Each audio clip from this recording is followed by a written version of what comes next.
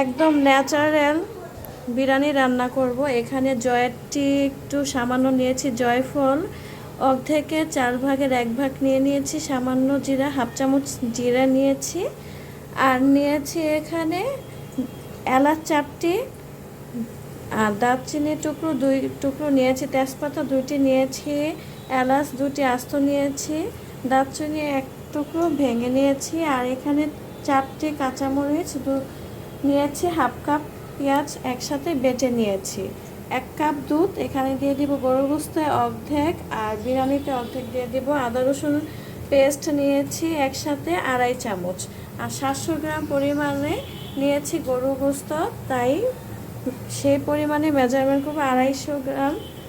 500 গ্রাম পরিমাণে দিয়ে দিব চাল।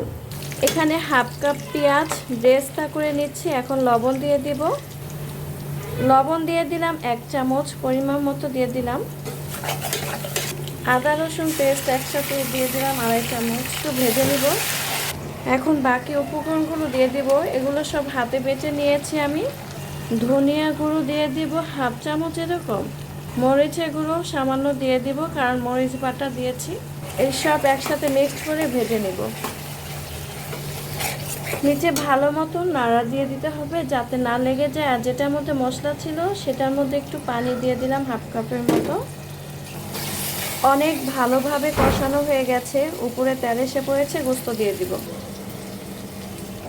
একদম ফ্রেশ গোশত এখানে নিয়েছি, 250 গ্রাম পরিমাণে দিয়ে দিলাম, 250 গ্রাম না সরি 700 গ্রাম, 1 কেজি থেকে একটু কম আর কি।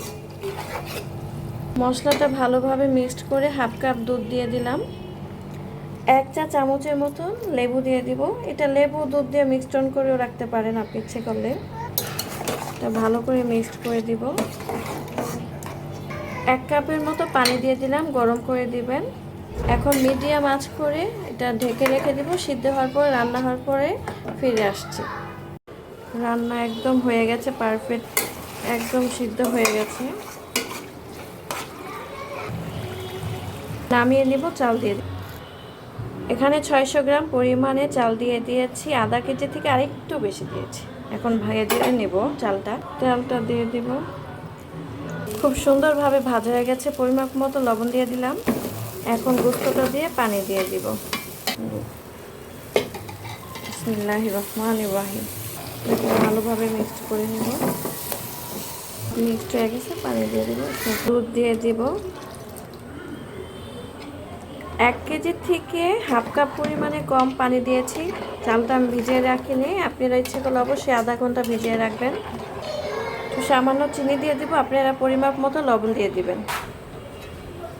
মাশাআল্লাহ হয়ে আসছে। ঘি দিয়ে দিব।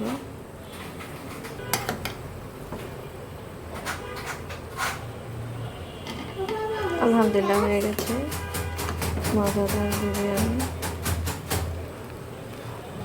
মাশাআল্লাহ পারফেক্টভাবে হয়ে গেছে, আলহামদুলিল্লাহ। দেখেন আলহামদুলিল্লাহ কতটা পারফেক্ট হয়েছে। সবার জন্য বেড়েছে।